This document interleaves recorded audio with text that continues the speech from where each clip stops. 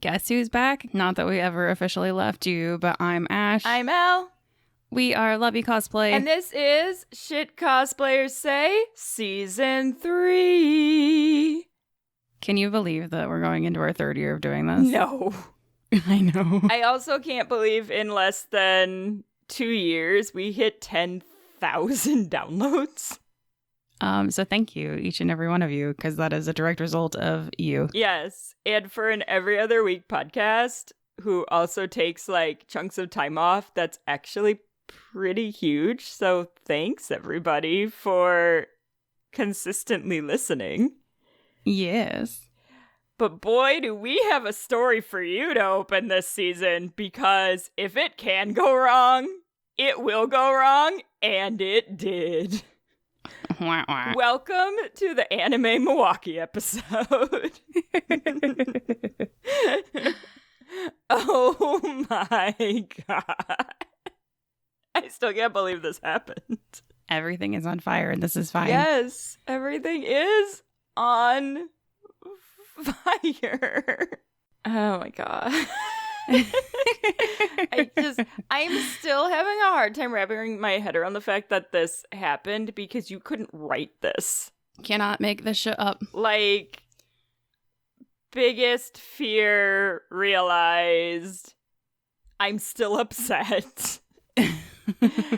So if you don't know me personally, you wouldn't have this information, but the week of Anime Milwaukee, I got COVID for the first time. You made it so close. Despite doing literally everything you are told to do, I am triple vaccinated. I wear fancy protective masks. I don't go anywhere, but I do have to go to work. So it was inevitable at some point, considering there's a new Omicron running around that is 33% more contagious than the original. Omicron Part 2 Electric Boogaloo. Electric Boogaloo. Yeah. It was also really unfortunate because I got it almost early enough to be able to go, which I think made it even worse. But because it was very gray area as to, like, if you're following the new guidelines, I probably could have gone. If you're following the old ones, I definitely couldn't. So because I tested positive within the week of Anime Milwaukee, since it took like 4 days to get my test back, they wouldn't let me come, which is understandable. Like, I get it. That's fine. So I judged this contest through Skype. The magic of the internet. And it really, like, that part wasn't bad. Like, really, like, what we figured out worked. And it really wasn't, like, bad. I didn't realize was how mentally hard that was going to be for me. Like, accepting, you know, the judging position still, and being reminded for, like, 17 hours that I wasn't actually at the con. That was surprisingly rough, because I really needed to go somewhere and do something for me, because I literally only go to work.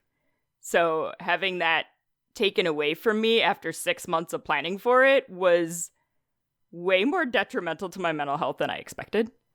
And I think that's a good thing to realize, because if this happens again and we haven't been going places and it's still like this, I would probably request from the convention to allow me to help them find a replacement, because I don't think I could do this again if we're still in the same place we are now. Yeah, I could see that. And it's a good thing to know this, because this could happen again. Well, I mean, knowing what your boundaries and what your limitations are, I could tell that you were having a hard time with it, but obviously I was there, so I was in a different space than you were. Well, and like I said, it wasn't, the hard time that I had was no fault of the con.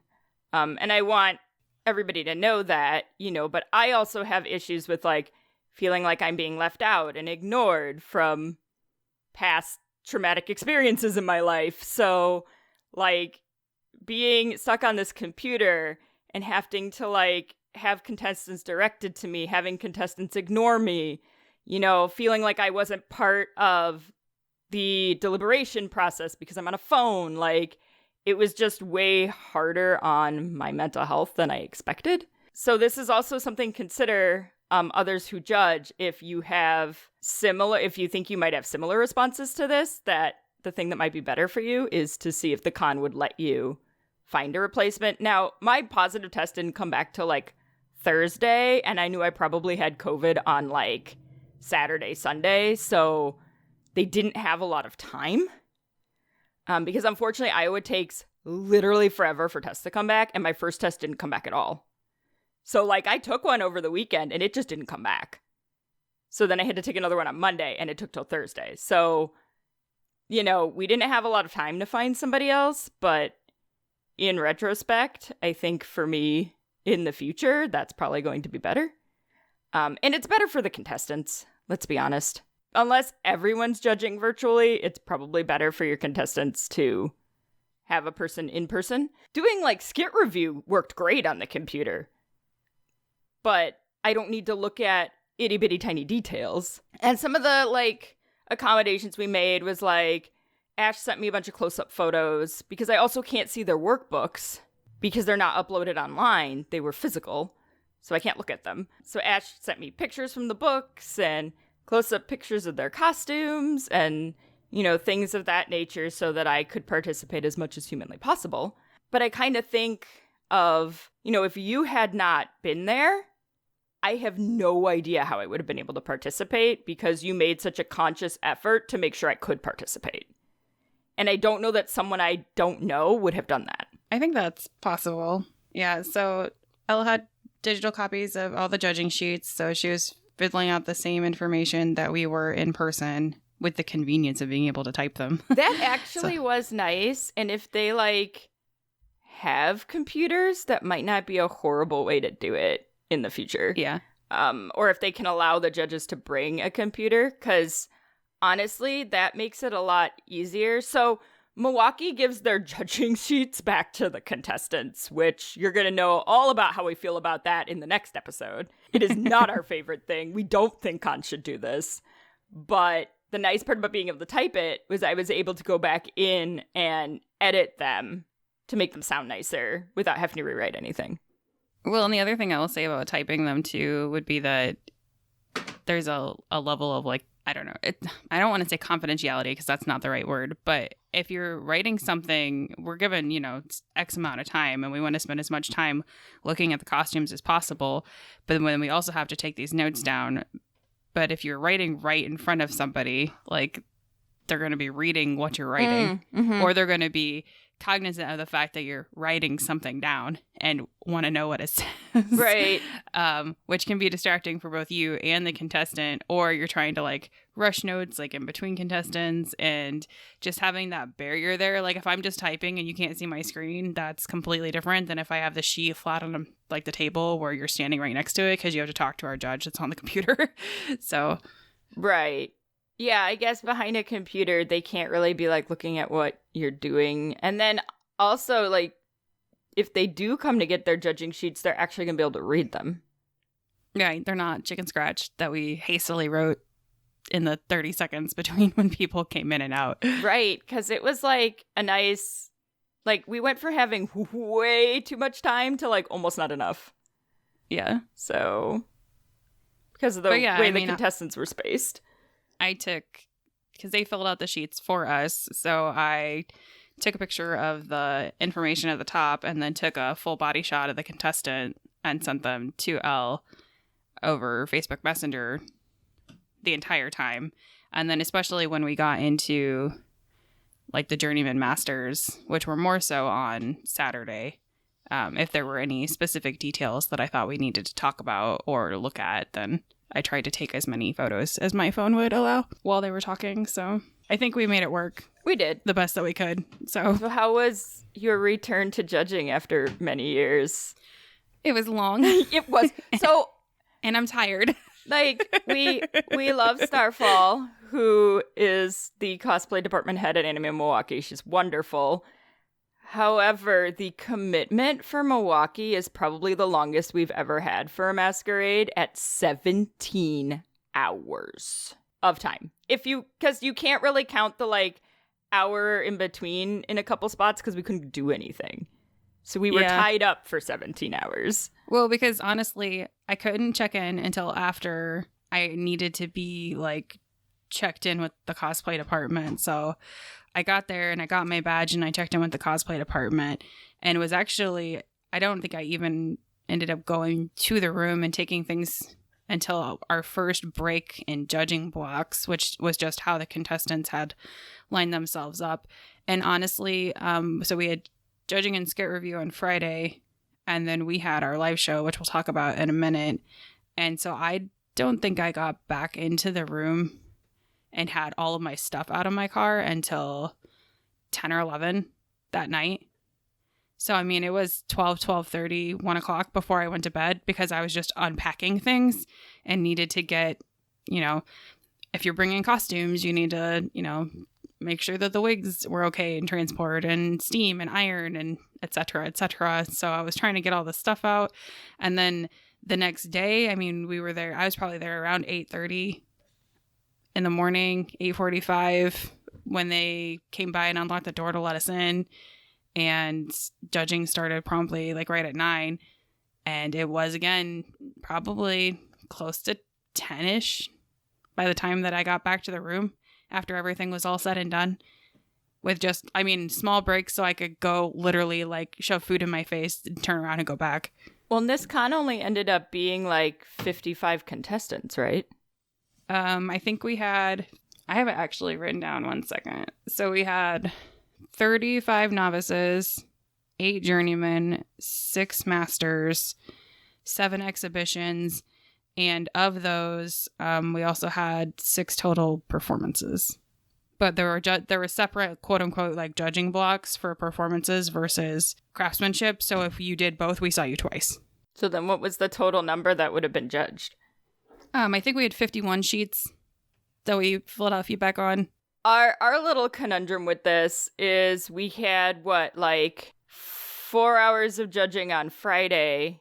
There was a total of 10 hours for judging for only 51 contestants. Now, they do give them 5 minutes each, which is more than a lot of anime conventions. A lot of anime conventions only give you 2.5, but that's still only like 6 hours.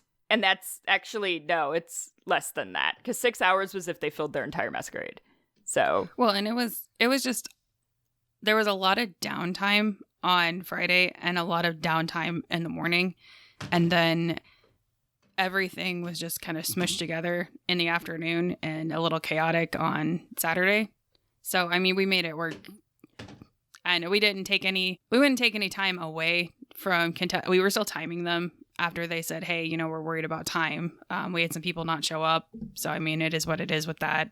We ended up going, I think, only maybe like 15 minutes over all. But I mean, we didn't take time away that we needed to judge. We still had a job to do. So I don't want anybody to think that in the chaos we were rushing things. Oh, no. I mean, going 15 minutes over is pretty normal. That's not abnormal. And I mean, we timed everybody throughout the whole thing, even when we had a lot of time. So everybody still got the same amount of time. But when you've got a situation where you have one person in a block and then you don't have anybody for an hour and a half, like, judges don't like that because it takes more of our convention. So, well, it does.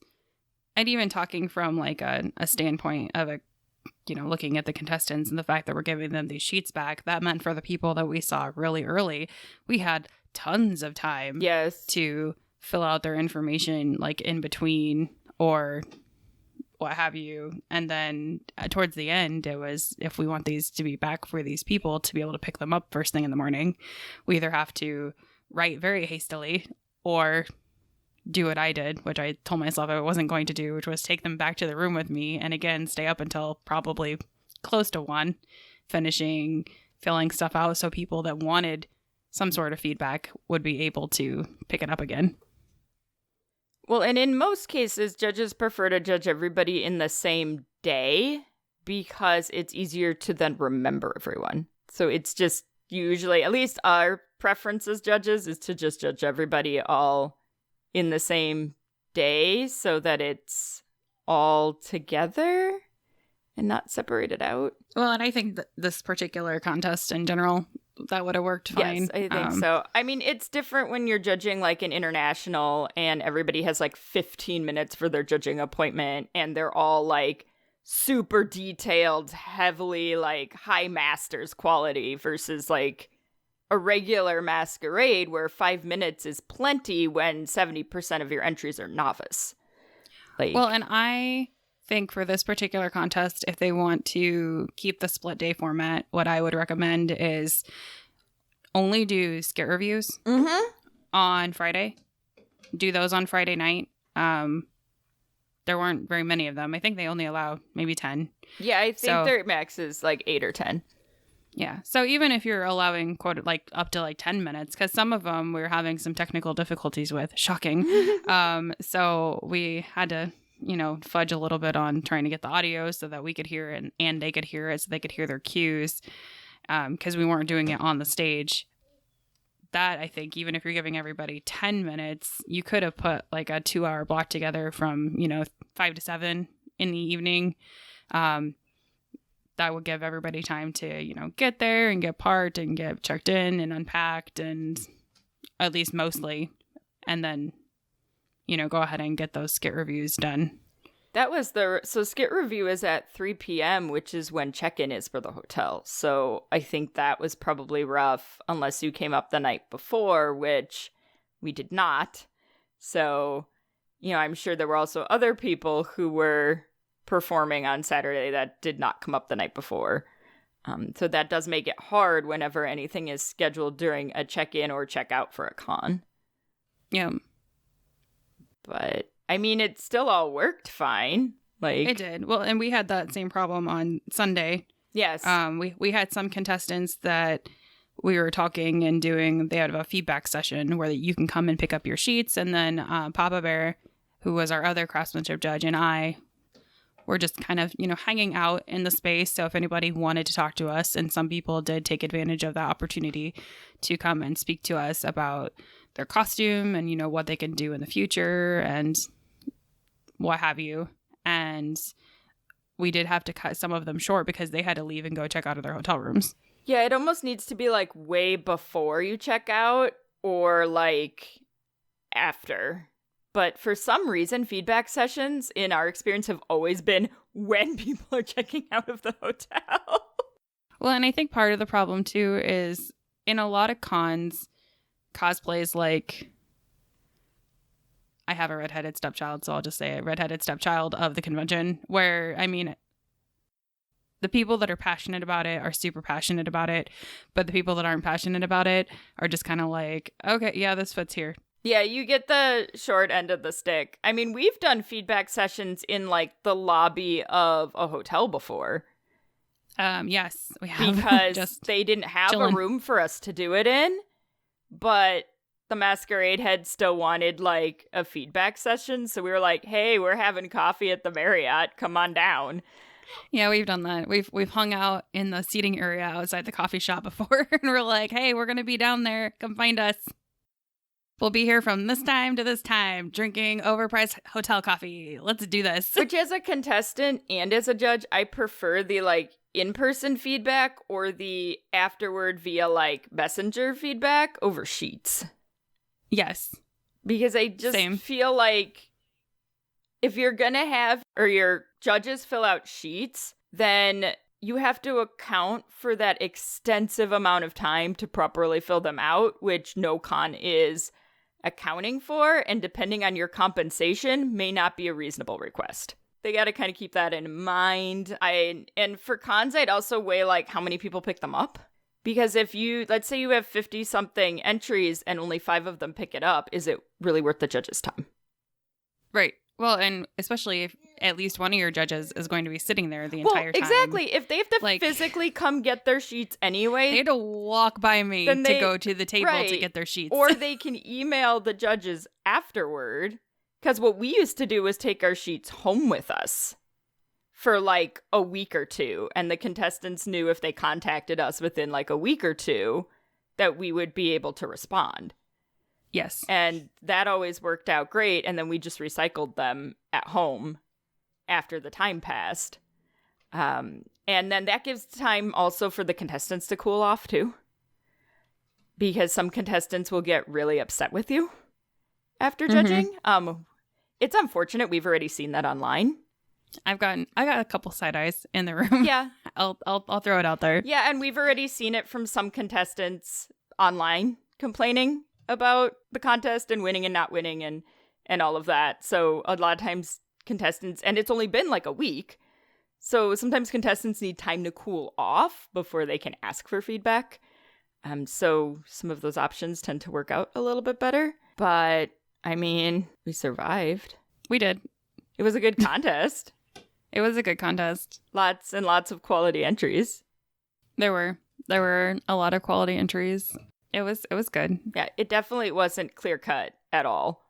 Well, and like you said, I mean, there was the hard thing is there was like so many novices. 70%, like 72% of our judging sheets were for novices. So that was a huge category. Well, and on top of it, it was a lot of novices who did a lot of work for a novice. So, like, it was not clear cut who was winning that We went back and forth and back and forth and back and forth on that category for like half an hour at least. Yeah, novice was the one that definitely took the longest amount of time to talk through. Because for any of you who have never been in like a judging scenario, so like when we got to the point where we were done, when we had some breaks, we would talk a little bit just about what we'd seen so far. But when we got to the point that we were done, we looked through our sheets again and we made short lists and then we compared them. And then we talked about everybody that was on everybody's short list to just kind of see how we felt about them. And I will say that there were some things going into the show that had not yet been determined, that we knew we wanted to give people an award, but we didn't know what award they were getting quite yet.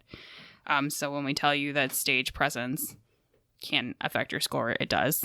Well, and then we got to get the opinion of the guest judges as well for the awards. Which, of course, we had done the craftsmanship, but they had gotten to go around and talk to everybody because they were, you know, obviously the best in the show is going to be the best thing in the show. That's the definition of best in show.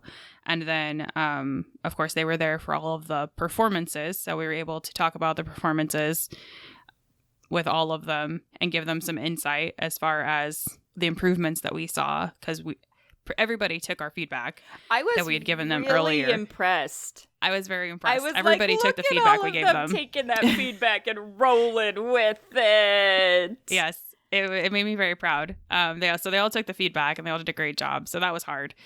We did take a bit of time talking about that backstage, and then after all of those awards were divvied, then we had to go through and talk about Judge's Choice. And so there were a lot of awards in the show. There were a lot of awards in the show. So many awards. I'm counting. 18. Yeah, 18 awards for 51 contestants. 19. I miscounted. That's a lot of awards. Yeah, 19 awards. Yep. Yes. So that's a lot of work for the judges to figure out who gets what, because they have a first, second, and third place for everything. Yes. So that always makes it it's just so many things to discuss when you have. Also, these trophies were really cool. They were really neat trophies. Like, y'all who like trophies, Anime Milwaukee. Yeah, these are really neat. Well, and then they gave out little like medallions for second and third place. What did the medallion say though? Oh, there was a misprint on the second place ones where it said 2RD instead of 2ND. Well, and I think it was first place journeyman said 2021. No. All the trophies. All of them did? All the trophies, the engraving, whoever did the engraving put 2021 instead of 2022. Oh, no! So they just put black tape over them and said, if you want it reprinted, because some people like the novelty of, the misprint. I mean, I think it's funny. They're like, if you want them reprinted, we will get the engraving plate reprinted for you. But so the rumor that's going around is wrong. They did not reuse the trophies from 2021. The police misprinted them. So we want people to know that, because there's been a rumor that they just used the trophies from last year, but that's not true. So I mean, that's what I was told. Well, and frankly, the con was canceled far enough in advance last year, I'm sure, that they would not have ordered trophies No, yet. you don't order trophies till like a month before, just in case at this point, because they're very expensive. So you don't just order those. I mean, it's funny, but no. But no, this was a great contest. I mean, the contestants were top notch. It was good to see. I mean, it was great to see a lot of novices. It's good to see that there's a lot of new people getting into competing, because we're going to all need to be replaced at some point here. So, yeah. Yeah, if there's no new novices, eventually contests will just die out. Exactly. So it was really great to see so many new people, so many passionate new people wanting to share their work. But lovelies, please don't come in the judging room and tell us what you didn't do or what you did wrong. This is your chance to brag about every fabulous thing you did. You only have like 3 to 5 minutes, depending on the con. Take all of that time and all of your energy to talk about how amazing you are and how amazing your costume is. Steer us away from what you didn't do or what you feel you didn't do right. Don't come in the judging room and the first thing you tell us is that you didn't finish something or you did this wrong. Like, just don't tell us. It's okay. Yeah, do tell us what you did and did not make, but don't tell us all the things you did wrong. This is your time to shine. It is not bragging. We want you to talk about yourself and how fabulous you are. That's the whole point of prejudging. Well, and you all need to know how fabulous you are. You do. Because you are. Because you all were very fabulous, and it was an absolute treat to be able... Like, yes, I was sad, but I was also, like, really excited about the novices, because some of them they did some stuff you would never expect a novice to do. And it was, like, really impressive, some of the things that they were taking into consideration. And so many people took movement into consideration at this competition. Love it. Which, I love, because I love wearability. And I'm not impressed if you can't move in your costume. Like, I will dock off points for the fact that you can't move. Because, like, that's part of construction. Like, part of construction is whether or not you can physically move in your costume. Well, and I just personally, like, from a personal standpoint, I don't see the point in making a costume I can't wear. Well, right. I mean, if I have to be super uncomfortable or I can't walk or I can't do this, like, what's the point of the costume? Like, I'm a statue. The executive producer agrees in the background. Does he? Yeah. I mean, I'm just a statue at that point, so it doesn't really work. Statue. Should we just go through the masquerade and then we can go back to the live show here? Oh, we can. Since we're, like, talking all about the masquerade. And since we're already talking about it. He's playing the song of his people. Yes. In the background. He is playing the song of his people. What is his instrument of choice today? So what he did is, because I still have not finished unpacking from Anime Milwaukee, he dug through my luggage. And so the surprise that I found while we were at the hotel was I don't know how he did this. He took one of his blocks. He's got a little color-shaped blocks that fit into a box, with the lid with the cutouts on it. And he put one of them in my suitcase. I have no idea how this happened. I have zero idea how this block, which was downstairs, made it into my suitcase, which was upstairs, and went with me to Milwaukee. So I had a nice little treat when I was unpacking, is that I found one of his blocks. Well, that is the song he is currently playing, because he apparently has retrieved it from the luggage. I see. Yes. So that is the song of his people. I don't know how he found it, because it was buried, but he did. He can give us background music while we talk about the masquerade. Yes, absolutely. So we already talked about the fact that don't talk about the things that you did wrong. Definitely hype yourself up. I know you're nervous. We're not scary. We've been doing this for a long time.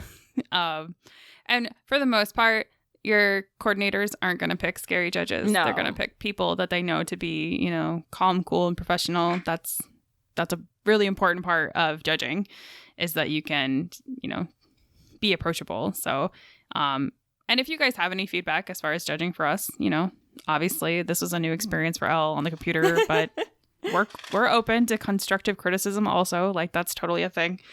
In general, though, there were a lot of costumes that were absolutely gorgeous. I loved a lot of the detail work and the thought and the passion that went into a lot of things. I think we only had one person like break a rule on stage, so I was a little disappointed in that person, but it is what it is. They either didn't read the rule or they didn't care, but either way. Overall, though, just some things that I noticed. If you have embellishments, try to make sure that they're even on both sides, especially with sleeves. That was a big thing that I know set some people apart.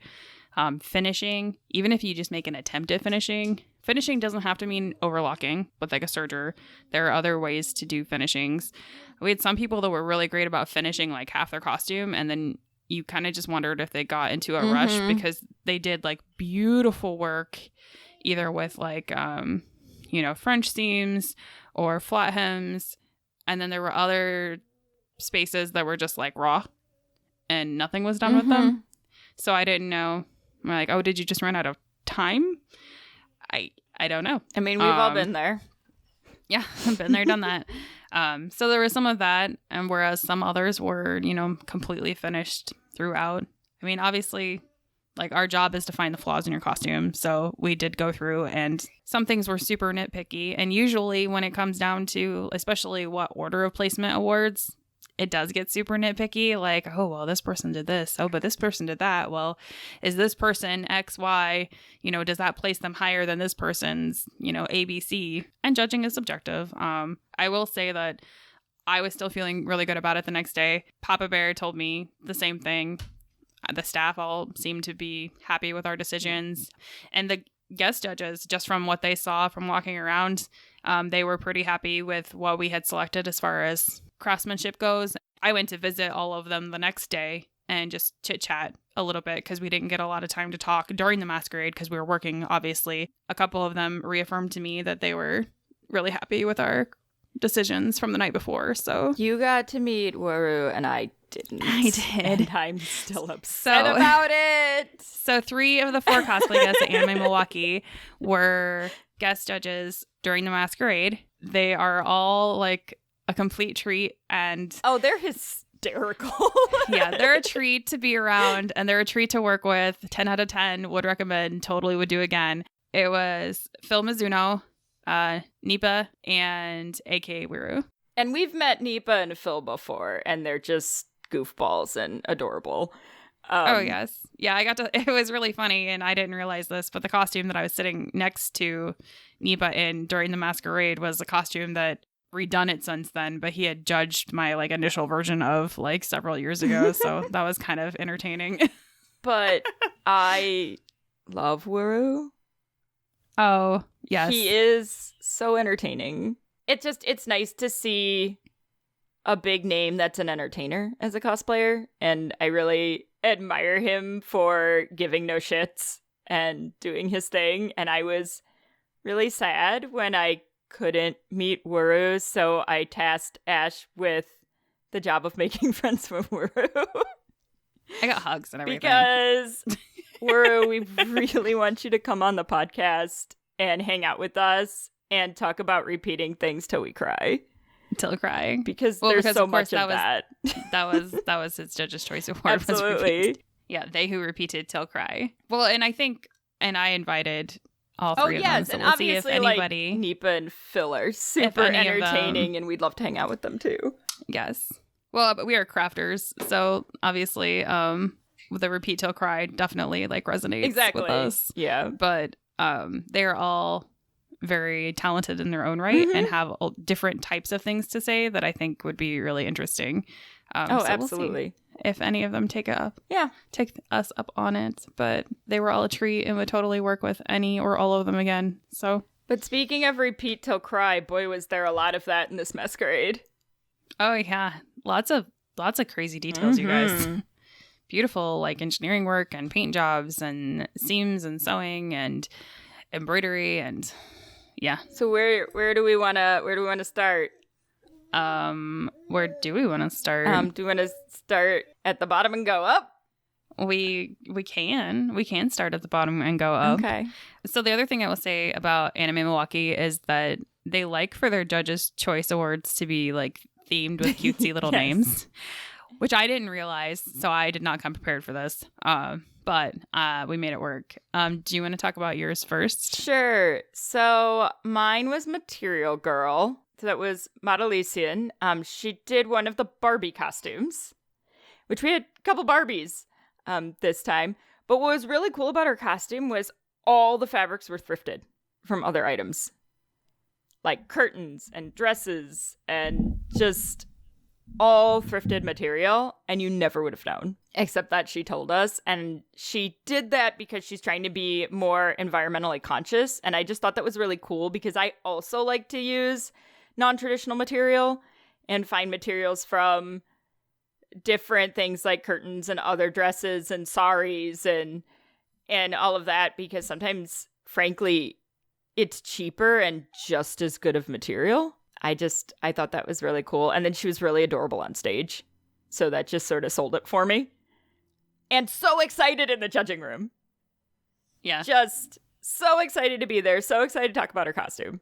So mine, I named the If It Can Go Wrong award, which for those of you that have been to our live show and obviously have listened to us here, Material Girl is one of our categories we use during the live show. And then you've all heard us say, if it can go wrong, it will go wrong so many times. So mine went to Fraga Ishiromiya. I'm going to totally butcher that, but we're going to put all these in the show notes so you can just follow them on Instagram or Facebook, depending on what social media they were able to give me. And this was more so just for perseverance. They totally butchered her like walk on as far as like the music and this, that, and the other. So I know she was feeling a little like uncertain about it, but she totally went out and rocked it. And then what they did was they actually backtracked and let her do the whole walk on again. And she rocked it even harder. And I was like, good for you. Like, work it. Like, this is for you.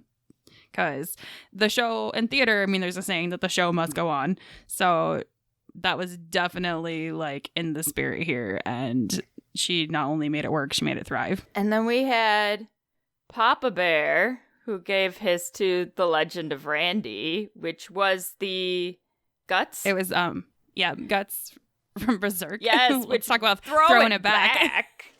Throwing it back.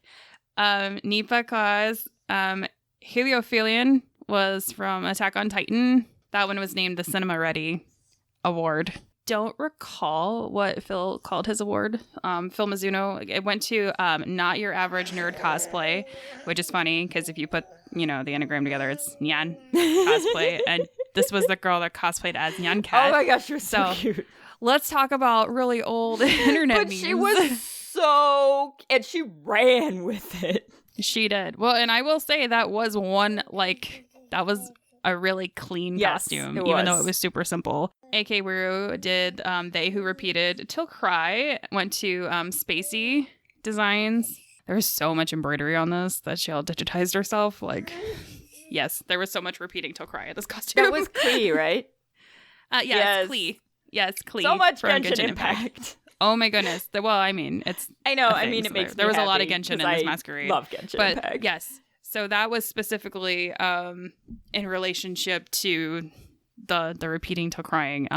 There was embroidery everywhere on this thing.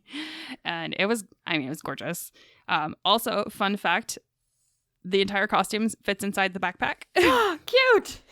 Yes. So that's how she travels with it when she has to fly. That's amazing. Yes. I love that. Well, and I didn't realize this until later, but apparently Spacey is one of Wuru's like Patreons. Oh, cute. Or whatever his does like monetized group Google Hangout or whatever he uses. For his patrons, So she was actually like working on this costume like during like the live streams when he would be on and like chatting with people. And I'm like, that's cool. But yeah, no, I would say out of the people that hadn't received craftsmanship awards, that probably would have been my choice for a Repeat Till Cry award too, because oh my goodness, so much embroidery. I wasn't sure how doing a performance review was going to go. We've only done that once, and that's Colossal Con. That has ever done that before, but it looks like that actually was a really useful thing to do because everybody took the feedback and ran with it. So third place was Lorira Cosplay, who was Natsu from Fairy Tail, who did like a spin-off on Con Crunch and a certain video game that I don't know the name of the game, but I know it's the opening of a video game that she parodied. And so there were giant cutouts, which is always fun, and a lot of energy, and lots of energy, lots of chaos. Yes, but in a and good I know way. the guest judges felt like they really related to the skit. Yes, and the content of the skit. Well, that was the big thing. I know that was a takeaway that we had talked about, was that this is relatable and this could be anybody. Absolutely, like we've all been literally anybody, like anybody sitting, in the rows where they had the contestants, like out there, like that could have been any of them or any of us at any point in time, because it was a story about a crafter and their friends and doing a cosplay competition and crunching, and if it can go wrong, it will go wrong, and then getting to the con, and here we are and we're doing our thing, and what's gonna happen next. It was cute. Second place was To Gerv, which did a Demon Slayer rap that they wrote themselves. Yes. So I'm very sad their microphone cut out. I know. I really wish they would have let them do an encore like they did for the girl with the walk-on issue. But there, of course, if it can go wrong, it will go wrong. Absolutely. And there were mic issues. They did an amazing job. They took our feedback from our, little critique session skit review that we had and ran with it. And I mean, they definitely rock the audience. I'm sad that they couldn't hear as much of it as we could in the front, but they did get the mic fixed like halfway through, so they got to enjoy some of it at least. But they wrote all the lyrics themselves, and they took this passion and this hobby that they have outside of cosplay and put it with cosplay, and it was a treat. It was a treat. And then in first place, they're back, Wisconsin. The Oda Queens. The Oda Queens. Oh my goodness, the nostalgia. Oh my gosh. So yeah. Where do you begin with the amount of nostalgia in that skit? And I love that we had like a full Oda Queens cast. So we had not just like the main Oda Queens. We had, we had Miri and Kikrishians and Tyrannosaurus Lex, and there was a whole group crew of them. But yes, no, they did. And again, a lot of feedback that came from some of the other judges. They loved the crossover that they did. Giant robots. Let's talk about this. First of all, who gives teenagers giant robots? I mean, really? Where's the adult in this situation? So you've got to go watch the skit when they put it up, because it's so hard to like explain it. But basically, Rita Repulsa is trying to convince a bunch of mech piloting teenagers that they should join her because they've all been wronged. Yes. And it's great. It's great. It was a musical, and it was fabulous. It was. And of course, it's the Oda Queen, so there's cutouts involved. Of course. I know one of the feedback from one of the guest judges that I'll go ahead and I won't say who it was, that said that they really appreciated that they took the crossover concept, but we're still able to stay perfectly true to each of their individual characters. Absolutely. Because we had, 4 or 5? Mm-hmm. We had 5 characters on stage from 4 different series. That was... Yeah. It was nice. Really cute and quite entertaining. Shout out to the 2 Genshin cosplayers that did the Child and Zhongli crossover, who took every piece of feedback we gave them and ran with it. I don't think we, unfortunately, have your socials, so if somebody knows who they are, let us know, but you 2 were adorable and made my Genshin heart very happy, so I'm sure someone has to know them. They'll be able to tell us. Oh, I'm sure. But they really ran with all of the feedback. Yeah. Keep going. You're on the right track, friends. So, I mean, like I said, it was nice to see literally everybody that we gave feedback to and Scare Review took it and ran with it on stage, and they all did a great job. I mean, because really that only benefits the show. Absolutely. So we have Novice. Third place went to Cos Creation Studio as Link. Little costume, but lots to say about it. Very clean. So very clean. Also, if you go check out their Instagram, like the wig work is on point. So please take a look. Please take bring a look at a that. wig. As a person who absolutely loves doing wigs, I hope that if we ever get the chance to judge you again, that we get to see one of your wigs in person because they're quite lovely. Second, I went to Galactic Elephant Live, who is a space marine, and the engineering on this was very impressive. This guy could like stand on one foot and lift the other foot like back in like a bird pose. It was super interesting. Yeah, he was like borderline doing yoga poses in the judging room, and I'm just like, and what like is everything this like balance? pops off really fast in case of an emergency. He can undress himself. Yep, he can undress himself. Everything comes apart really fast. It's all very modular, and like the range of movement and like the weight distribution and his total balance are just like on point. Yeah. He thought about all the things that you need to think about if you're doing a big build and executed them very well. First place was Sharp Cosplays, who was the Pyro Mage from Genshin Impact. Yes. This costume made my heart happy. Yeah. So many details. So many details. Lots and lots of details. Again, did a lot of things that you wouldn't necessarily expect in a novice, which really, made my heart happy in general. Like there were a lot of considerations for comfort. The paint job was immaculate. Like even like the inside of the hood was lined, which I really appreciated because a lot of times people forget about the things that you don't see. And they're like, well, I don't, need to worry about that. But also it's a comfort thing because it was this really like nice satin. Yeah. So I imagine it probably doesn't breathe super well, but the whole helmet's not going to breathe very well anyway. But just like the silkiness on your skin sounds so much better than like raw foam or whatever you got going on in there. Yeah, so, exactly. Yeah. It was, and just so much applique and top stitching, and because the entire pattern was done with fabrics, and it was lovely. The prop work was really nice too. Yes. So yeah, the prop work was really nice too. So much into account for movement and comfort and wearability in a costume that from the get-go is going to be hard to wear.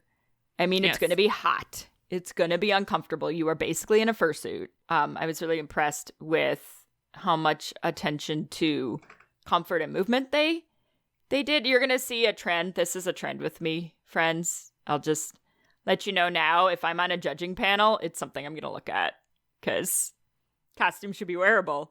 That's the point. Yeah, I really enjoyed this costume. It was one of my favorites of the night. Not just because it's from Genshin Impact. Okay. Speaking of Genshin Impact, our third place journeyman. I also love them, but not just because they're from Genshin Impact. Right. So this would be the costume that I think probably threw more people for a loop because they weren't expecting it. It was so clean. It was very clean. I mean, as a craftsmanship judge, I'm supposed to find all the little flaws in it. But if we're talking about comparing you to other people in your class, this costume is very clean. It was small but mighty.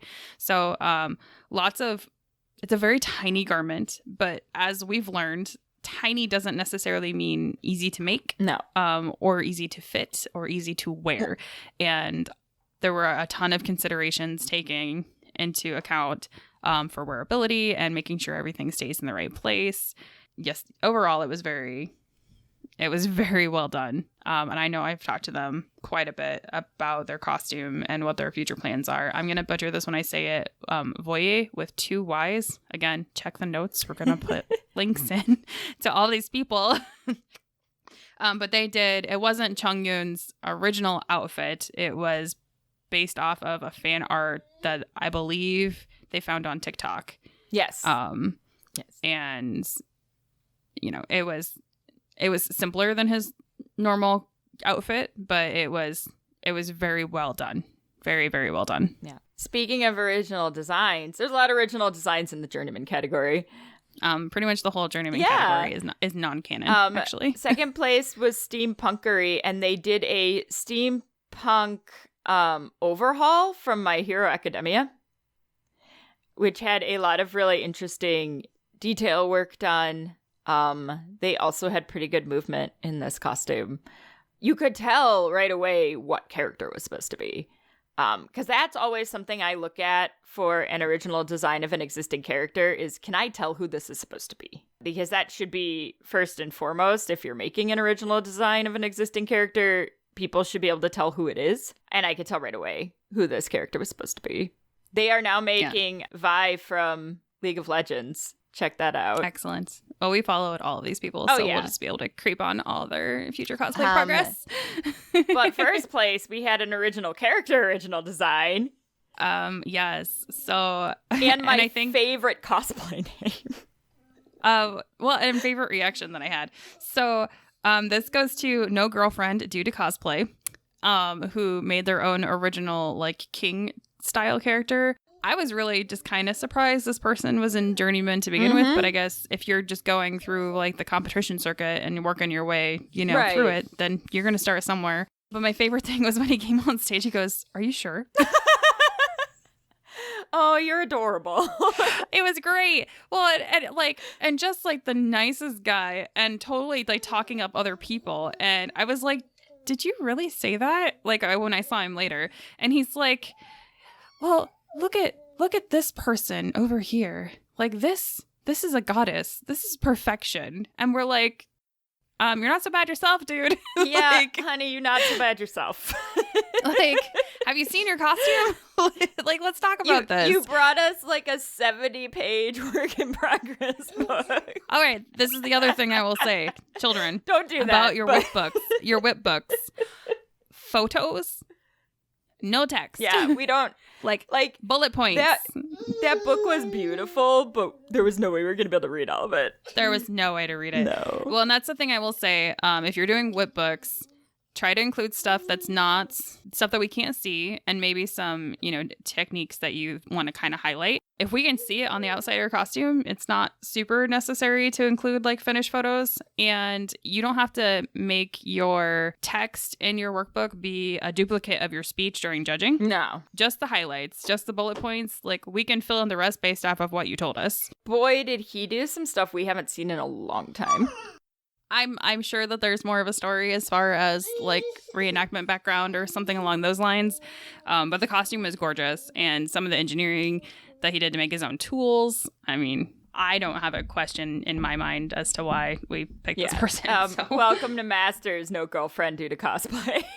Yes. It was great because the next day he told Laughing Rat that he's coming for her. And that's what I want to hear from my friends. I don't want to hear like, you're going to be at the contest I'm going to be at. No, I want you to be like, I'm coming for you. I'm coming for you. Friendly competition, friends. Yes. So into the Masters category, this actually was probably my favorite costume.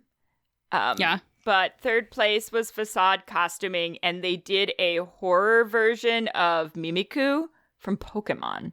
I mean, this is my favorite stuff to do, let's be honest. So in terms of just aesthetic, like favorite, I am a sucker for really well done distressing and paint jobs, and because that's like my favorite thing to do. This costume, like, you could not tell the wood was fake. I mean, that paint job was stunning.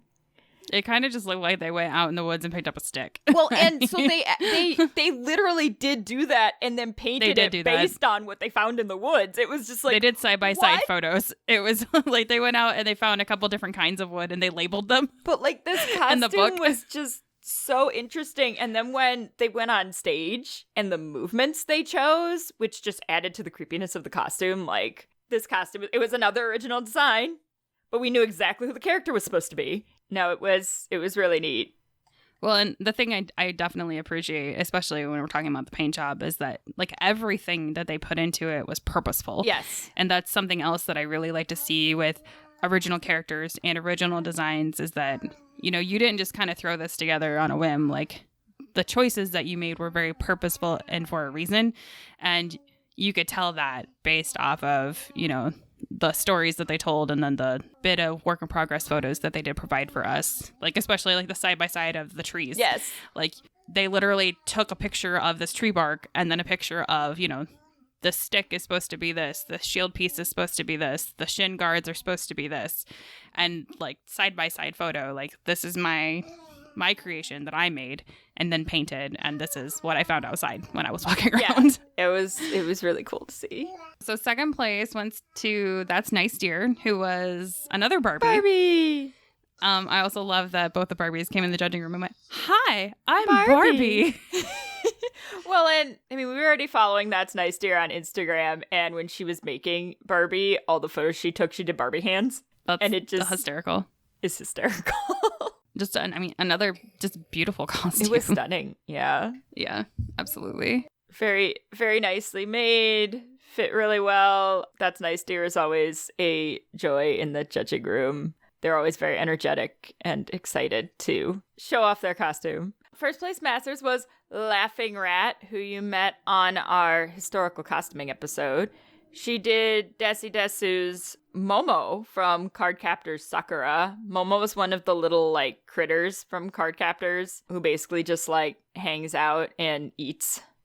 Because that's what they do on Cardcaptors. This costume was just really pretty to look at. Yeah, another like super small costume, but jam-packed with details and lots of different techniques. Yes, lots of different dyeing techniques and appliques and sparkly bits. And yeah, a little bit of everything in this one, I would say. Yeah, it was really pretty. Yeah, a little bit of everything. Like if I had to make like a checklist, like we probably checked all the boxes as far as you're like this and this and this and this and this. Jam-packed in one itty bitty bitty costume. That is true. And it was a itty bitty costume.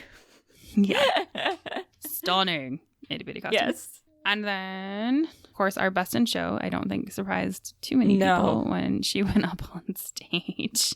If you want to talk about costumes with stage presence, bam. Nina London Cosplay did Sakizo's Miss Anniversary. Dies. So many different types of ruffles and details upon details. Well, and as somebody that grew up like as a sewist, so many different sewing techniques. Oh, yeah. And, like if you want to talk about Laughing Rod, just having like all the mediums, like this costume had all the sewing. Oh my goodness. So much sewing. Yeah. So much sewing. So much sewing. And she could move, which impressed me. Because I've seen a lot of Sakuzos where people can't really move in them. Because they make them too big and too extravagant. And I think she found a really nice balance between how big that dress looks in like the references and what's actually reasonable for real life. Because she could actually like move and walk in that dress without much trouble. So yeah. Well, and I mean, like sitting, she did the backwards chair thing. Yeah. Because of course the cage skirt's open in the front. Skirt and your bum rolls, you can't really sit normally. But it's nice that, you know, you can still do that because I've seen some Sakizos who just can't sit. They can't sit. They can't do anything because they've just got too much costume going on.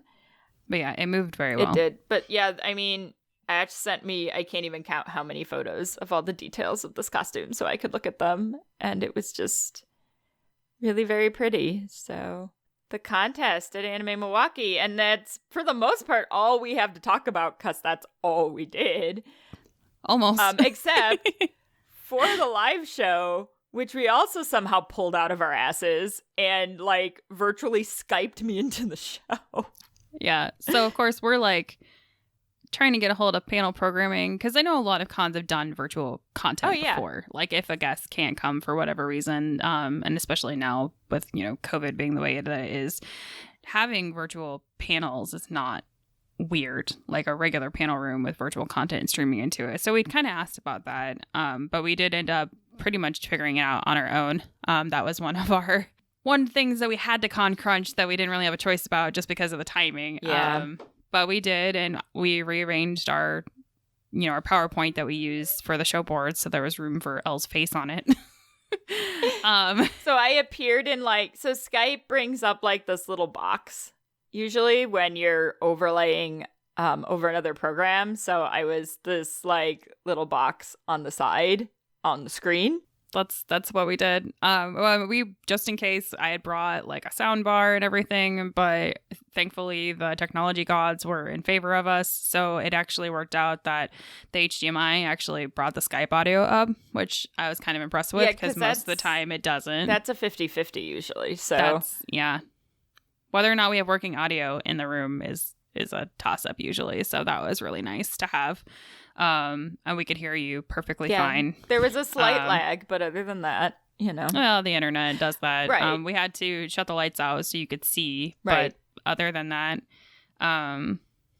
yeah. Well, I mean, we did have someone with a lightsaber come to our rescue so we could We see did. during the Fill the Fridge game. So, Shout out to you, lightsaber guy. yeah, saving the day. I know. Well, I offered the audience, I was like, we can either blind all of you or we can con lightsaber guy into coming up here and providing some mood lighting for us. So we know if we ever have to do a half virtual again that we need to bring some kind of light. Because I do think if we could plan for it, it actually could work really well. Yes. And I think considering we literally pulled this out of our asses day of, it still went really well. It did. It went really well. So we had to shuffle some seats around a couple times, and there were still some people standing in the back. Everybody seemed to have a really good time with it. I think just because of the format, I think we ended maybe like 5 minutes earlier than I was expecting us to. Well, and we ended up having to also do all our own carding in the beginning, which ate into some of our time, which has happened to us so many times at conventions. Yeah, I went back and started counting, and I'm like, I'm pretty sure the panelists are not supposed to be responsible for the carding, but that has happened to us at almost every show. Some of them, yeah. I mean, I can think of like one or two out of all the ones that we've done where we actually had someone to do it for us. So apparently maybe that's just a thing. I don't know. Everybody else says. Everybody I know that works for cons is like, no, it should be the con. Yeah. So I'm sure something with, due to COVID and lack of staff and stuff, it probably was just something that got missed. Right. Or it could have been the timing of other they panels. They did have a maybe. lot of 18 plus panels all at once. But we made it work. We made it work the best that we could. Shout out to Larry for stepping in and manning our computer for us. So she was in charge of me for the show. Yes, that's true. So, but yeah, no, it went well. We had a good time with it. I had some people come up to me later and talk about it and talk about I had a couple people catch me Sunday and talk about the podcast. They're like, oh, I started listening because my friend listens to you, and that's still so weird. I love it. I mean, it is weird. It's hard. It's so weird. I'm not gonna get used to it. I don't know if I'm ever gonna get used to people coming to be like, you're a lovely cosplayer, should cosplayers say? And it's like, yeah. Yes. Yeah, we are. Thank you. Thanks. It's really odd. So, I mean, keep it coming. Yes. Because, I mean, as artists and people that, spend an ungodly amount of time and money doing something just for funsies, like, we appreciate all of those compliments, online or in person. Speaking of online, don't forget, you can totally rate us on Apple Podcasts. So if you do enjoy listening to our show, there's really two good places to tell other people about that besides, sharing your own feed. And one of those is by giving us a shout out, review, rating on Apple Podcasts. And then we also have the review function open on our Facebook page, Lavi Cosplay. If you would also like to, give us some stars there. It just helps us be able to afford to bring live shows to further away places, which is a goal for 2023. So, because we'd like to come see some of our listeners that are not within like 6 hours of our homes. Yes. Ideally, we'd like to start doing some shows outside of the Midwest. The more you rate, the better chance we have of doing that. Yeah, absolutely. So. But it was nice seeing all the Wisconsin people again. We missed you. It's been a long time. I know. Back in the day, we used to work for Daisho Con, which is no more. No more. And it's been a while since we've been back to Wisconsin, so it was nice to return to the Wisconsin community. Hopefully next time I actually get to go to the con. Right. When we have a con. Yeah, as Elle mentioned, Starfall was a delight. Definitely recommend. Good job. Yes. Excellent work. You had a great masquerade. I know you felt the chaos as a coordinator, but all of the contestants that I talked to said everything ran super smoothly and they didn't notice anything like amiss at all. So that means that you and your staff did the job that they were supposed to do. So good job. A+. Would work for again. 5 stars. But I think that's it for our first episode of season 3. Weird. Next episode, we're bringing you the amazing, wonderful Ganoza costuming. Yes. Yeah, about points in a cosplay contest, which you guys have been begging for. So we're going to tell you all about what points are or aren't in a cosplay contest. Depends on where you go. Read the rules. Read the rules. Yep. Yeah. Absolutely. So look forward to that for next time. It has been fun. Going to cons is weird. It is. After not going to cons. Doing all of this is, I've got a photo shoot in like 3 hours here, which is also weird. You know, we're going to get off of here so we can get ready for my photo shoot and other work that we have to do. Shenanigans. Because it's one of those like fake Monday holidays today. That's what my husband calls them, as fake holidays. Yep. I refer to them as minor holidays. Either way, they give you a day off, which means we can get stuff done. So weird. Right? So weird. But again, thank you again for joining us. And whether you're a new listener or a long-time listener, we are very happy to have you here. Absolutely. So stay tuned. Don't forget to subscribe. If you haven't already, check out our socials at Lobby Cosplay. And we'll see you next time. I'm Ash. I'm Elle. We are Lobby Cosplay. And this is Shit Cosplayers Say. You've been listening to Shit Cosplayers Say, an LVC production. You can find us on Facebook, Instagram, and Twitter at Podcast SCS. Our website is lavicosplay.com. Have a fun, crazy con or cosplay-related story, absurd cosplay question, or just something in general to share with us? Email us at podcastscs@gmail.com. Thank you for listening, and remember, just because you can doesn't mean you should.